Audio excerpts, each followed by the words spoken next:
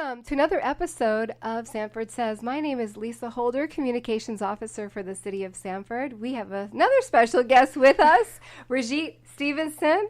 Brigitte is the Museum Assistant. The City of Sanford has a municipal museum, and we are so glad that you're here with us today, Brigitte. Hello, I'm Brigitte Stephenson. As she said, I am the museum assistant. I'm very excited to be here today and try podcasting with you, be all hip and such.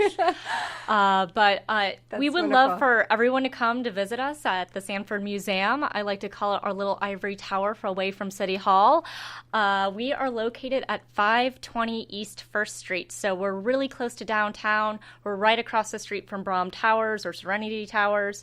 And you can tell us because we have the celery Corinth columns, little cute little detail that was designed because we were the celery capital of the world at one point. To give a little bit of background about the museum, we were first started in 1957 on the wishes of our town's founder, Henry Shelton Sanford's daughter, Corolla Sanford Dow. She came here in the 30s, realized nobody remembered her father because he didn't really live here. He had he kind of bought the land, made a company to sell it. This was early land speculation in Florida with the kind of citrus boom and such that happened in the 1870s. He did have an experimental gardens, and he would occasionally visit on winters, but he didn't really live here. And because of that, a lot of people kind of forgot he was the town's founder. So she made a deal with the city. She said, hey, I will give you all of my father's papers and some of his things, only if you build and make a museum. So they decided we can't let go of that opportunity, and that's how the museum was born.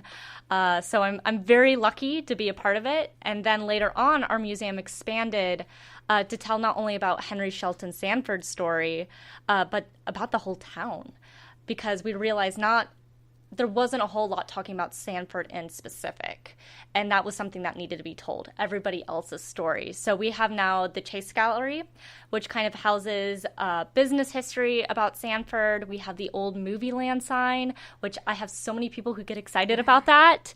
Sounds cool. Yeah, we also have a whole sports gallery. We have probably one of the biggest public collections that you can visit of recently new Hall of Famer Tim Raines. So we're super excited about that. Speaking of the Tim Raines, Can you share with the folks about the event coming up? Yes. So the Parks and Recreation Department, we're getting Tim Raines to come over. He's going to be doing something at the baseball stadium. And then if you would like to, you can purchase a ticket. I'm sure you can help and explain where you can get the tickets. It's online. On the city Facebook page, yes. Sanford FL Government. Yep. And it's $75, if I'm not mistaken, to buy a ticket, and you can meet and greet with Tim Raines at the Sanford Museum. So you can kind of discover a little bit about his history while meeting him. So I hope all of you can kind of come out and make it and pay those tickets, because that will help us a lot. Yes, because all the proceeds are going to the Sanford Museum. We have to mention that. Yes. And we love that because we are, another thing about us is we're a free museum. There's not many places that are free these days. Right. So the fact that you can come to a museum and it's for free, it's a really great, I like to call starter museum. We're a no-touch museum, so if you bring the little itty-bitty ones, you got to tell them, like, okay, we got to touch with our eyes, not with our hands. But it's kind of the good first time if you just want to walk them around, and if they get too antsy, you can bring them back later because we're free. Right. Yeah. And the museum is really close to Fort Mellon Park, right? Yes. So that's convenient, too, for the little ones. Yeah, so you can go to the splash pad, enjoy your time there. Please dry off before you come. But after you dry off, we would love to have you. We also have restrooms and a water fountain. So even if you just want to cool off and learn some history, we would love that. Our museum hours were open Tuesday through Friday from 11 to 4. And then on Saturdays, we're open from 1 to 4. So a little bit of a smaller day there, but we wanted it to kind of be open on the weekends for you. So. Yeah, and that's awesome because you can make it a day here in Sanford and plan to, have lunch downtown, go down to the waterfront, take a walk along the Riverwalk, and then come to visit the museum and just plan your day that way. There's a lot going on here, and especially to visit a place and get some history is pretty amazing. Yeah, and we have a really good connection with the Historic Welcome Center and kind of the auto-trained people. We've noticed that they go to the Welcome Center, they tell us about our place, and if they have a couple hours to kill, they come to the museum. So even if you're killing time, we're a tiny museum. It's probably about 30 minutes long if you want to go through everything. So that's kind of nice. It's just something to refresh your brain, kind of really understand our town's history, and kind of get to know really this vital kind of thing with this cool historic city. Yeah. I mean, a lot of people don't realize it, but Sanford used to be like almost as big. It probably was bigger than Orlando at one point. Yeah. And the city was founded in what year? It was incorporated. Yes, incorporated in 1877. So Henry Sanford bought the land in 1870. He then made a company called the Florida Land and Colonization Company. And here's your little fun fact of the day. It was based in London. So we had a bunch of British investors who was deciding our early history, like, oh, we're going to put a gasworks there, a sawmill there. And of course, problems happen when you're communicating across a pond in 1870. Right. No cell phones. No cell phones back then. Or TV. Yeah. We have this really interesting history that goes kind of globally that many people don't realize. And Henry Sanford himself, he really spent most of his life over in Belgium because he was the United States, what we would call today, ambassador to Belgium. He was appointed by Abraham Lincoln. Incredible. Yeah, he was an early Republican, and he was interested in helping the Republican cause. We're finding out more and more through his papers, because we have his papers at the museum, that he was really interested in bringing the Republican Party down south to Florida. And and not going into the whole politics of like what was a Republican back in 1870 compared to nowadays. That's a whole different topic, but it's really interesting to see what he was trying to do with this. And in fact, Maitland told me recently, they have a museum, that he came across a document that called Sanford a Yankee's Nest. That's interesting. Yeah, we were a bit of a cosmopolitan place. We had people. Henry Sanford brought over a Swedish colony, pretty much, to kind of help with the groves. So we have a Swedish history. We have a German Ohioan colony that was out by what was used to be called Paola and Sylvan Lake. And that whole area is about to disappear. But that has a kind of rich history. We had French people. We had... hold on, I'm trying to think of all the different groups we had. We had some Belgians, we had Englishmen all over the place. So we were really early cosmopolitan. People from Boston, people from Tennessee, North Carolina. Yeah. And then we have this freeze, and then our population kind of changes again. Yeah, and speaking of the freeze, I'm thinking citrus. Are we talking about? Yes. And celery?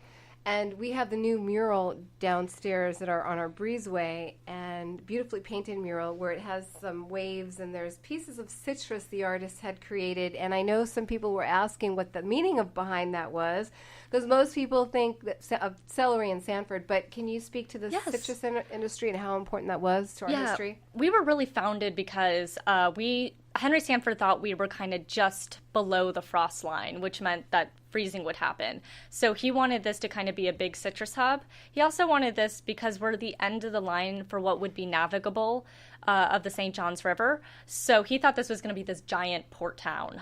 He'd be kind of sadly disappointed in our cute, quaint charm today. He was expecting this to be like New York City. Bless his heart. But to some we are, right? Yeah, to some we are. But Henry Sanford also thought, because citrus was huge, there was all this land speculation going on with citrus. And so a lot of people put all their eggs in one basket and started doing citrus groves and making huge amount of money. And then in the winter of 1895 and 96, a freeze happened and destroyed the citrus industry. And the reason it kind of destroyed it is because if any of you have oranges, it basically takes about, I believe, like 5 to 10 years to get a fruit again. So you had people investing huge amount of money that were waiting on something, and then poof, nothing, just gone.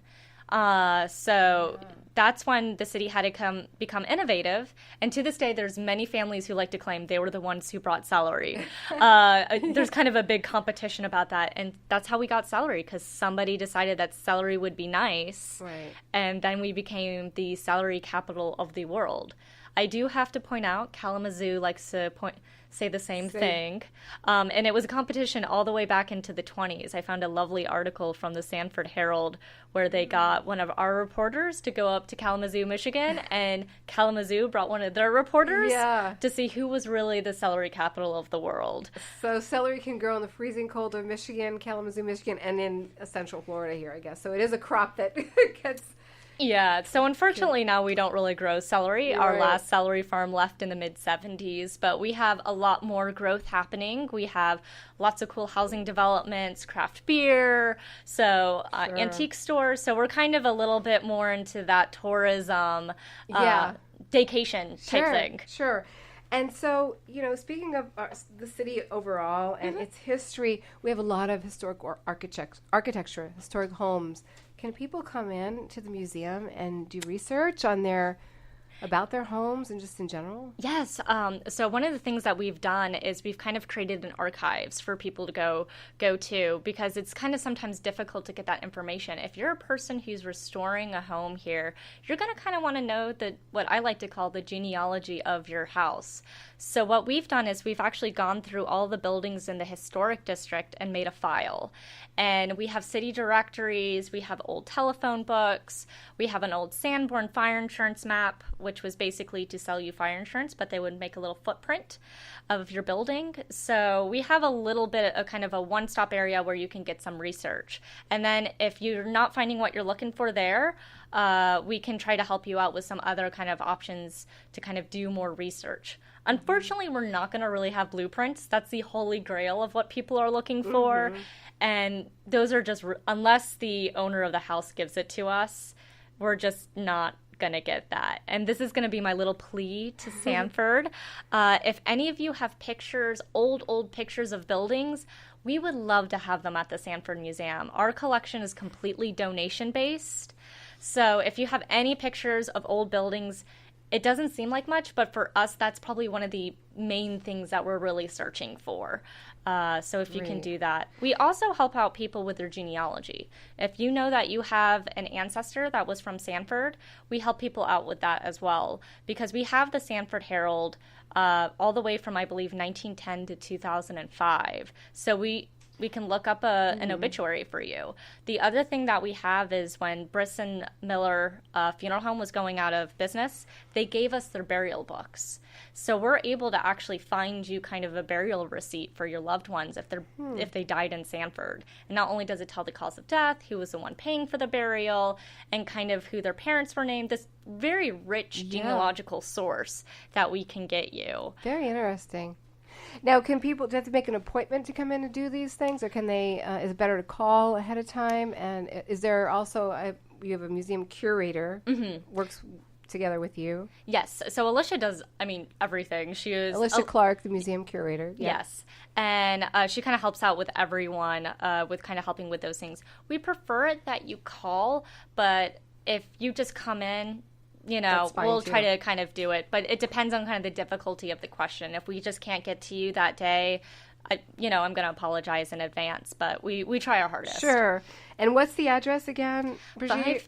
520 East 1st Street. And your hours? We're Tuesday through Friday from 11 to 4, and then Saturday 1 to 4. And you're also accessible on the city website, right? So if we have any information, they can find it there at sanfordfl.gov. Yes. Yep.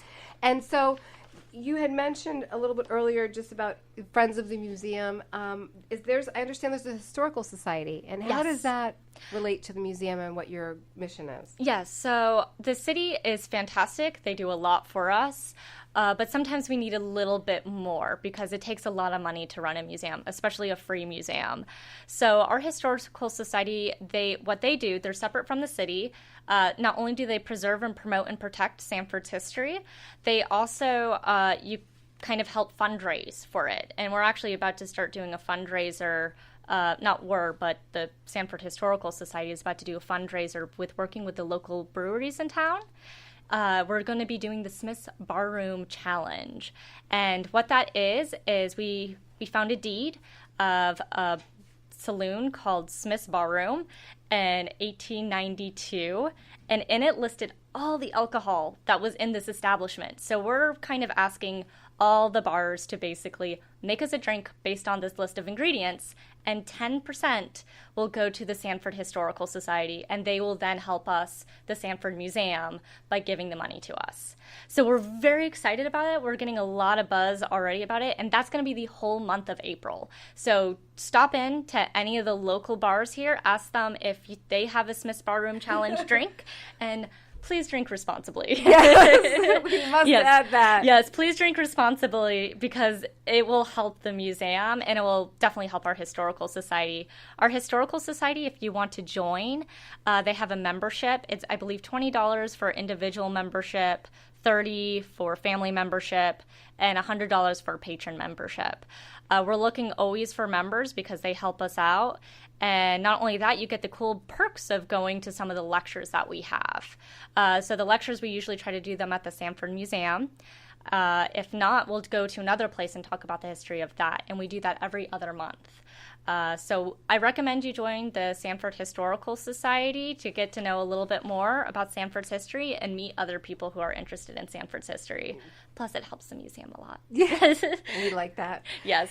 So, Brigitte, have you worked with other museums? Yes. So I've worked with the Seminole County Museum with a couple events with some things, but I've even gone out of the state.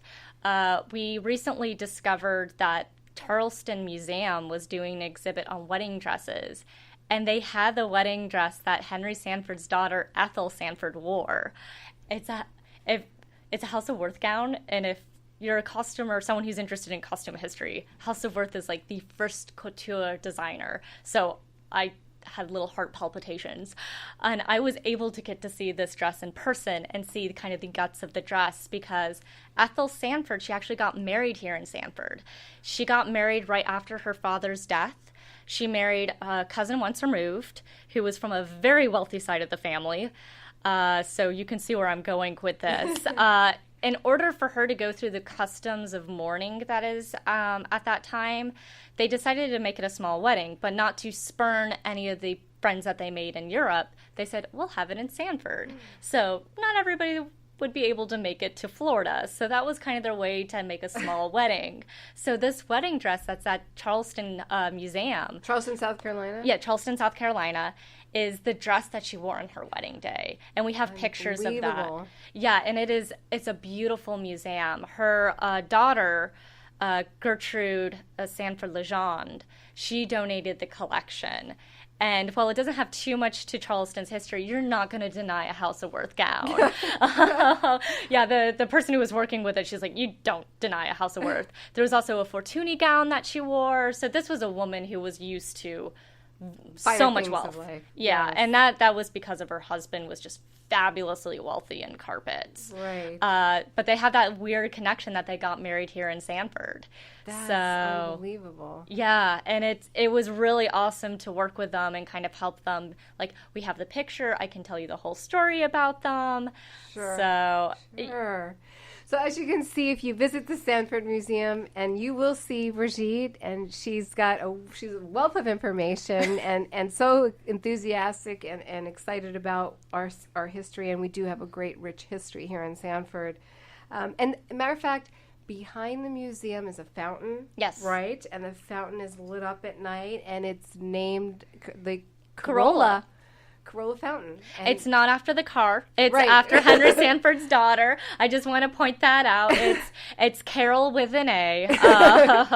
But yes, that's the reason why it's not named. It wasn't somebody just drove their car and that's why it was called like Corolla. Yeah. It's because the museum was founded by his daughter. Yes, and that's located right behind the museum along the Riverwalk. You can see it in the evening. It's very beautiful. It's lit up. So, but Brigitte, is there anything else you want to add so our listeners can hear about the museum? You've shared some really great information about everything. I know there's so much to talk about. There's so many exhibits, correct? And we want to make it a surprise, probably, right? Or do you want to share a little bit about what kind of exhibits? Yeah, I can tell you a little bit. So I told you about how the Chase Gallery is really devoted to Sanford as a town. So we have business ephemera, we have ephemera about our sports history, because we were always kind of a baseball town. Very early on, I just actually came across something, a newspaper article from like the 1880s talking about baseball in Sanford. So we have exhibits on that. We have exhibits on when Mellonville. A lot of people have this notion that Sanford became Mellonville. The truth is, Mellonville was its own separate town, and then they kind of gave up in the 1880s and said, you can annex us. So kind of two different separate communities that have become one. So we have the story of Fort Mellon and the Battle of Camp Monroe there. We also have what I call the other section, which is about Henry Shelton Sanford. So not only do we have a gallery that kind of displays about his history and kind of what type of interesting ventures he was in, he was part of an espionage ring in Europe during the American Civil War. So interesting. There's even the darker history because he was the one who got the American recognition of the Belgian Congo, which is kind of considered one of these horrific acts of colonialism and imperialism that happened in Africa. So it talks a little bit about that. But not only that, we have his library. I know that sounds really weird, but we have a reproduction of his library in his home that would have been in his home in Derby, Connecticut. So we have really, really old books. I love the smell of the room, but that's because I'm a nerd and I love that old book smell. But I highly recommend you go in there. Fun fact, you can actually look at the books if you ask us. We'll watch you like a hawk. The one problem is it's not necessarily really light reading. You have to be like into 1830s German penal law code, because that's kind of what type of collection it was. Well, there's someone out there, I'm sure, that would be interested. Yeah, actually, Henry Sanford's wife originally told her daughter, I want this library to go to the city of Sanford to start the library. I don't know what they were thinking the Sanfordites were reading at this time period, because he was a polyglot, so we have like books in, I believe, like 7 different languages. Oh my goodness! So a lot of it's in French. Yeah. Well, it's good to know our founder had a diverse background. Yes. And was an intellectual man that brought a lot to our then town, Sanford. Yes, he was really interested in kind of developments. He had a couple other kind of speculative developments, and I believe he had like Kingsley Plantation in South Carolina, and he had another place in Louisiana, I believe. You know what? It wasn't Kingsley Plantation. My apologies. The name has gone out of my head, but I'll find it later. Yeah, you just ask me. Museum and check it out, and they'll research it for you. Well, there you have it. Yes. Brigitte Stephenson, Museum Assistant, Sanford Museum. That is a municipal museum that we are so proud of. Please come visit our museum, free to the public. Yes, who can go to a free museum these days? Please visit us. right downtown Sanford. So when you're making your plans to visit us, take the time and come see the museum and learn more about the history of Sanford. Yes. Thank you again. This is Lisa Holder, Communications Officer for the City of Sanford. You can find our podcast on SoundCloud, the city website, soon iHeartRadio and iTunes, and also Facebook, YouTube, and Instagram. Thank you again for listening to Sanford Says. See you next time.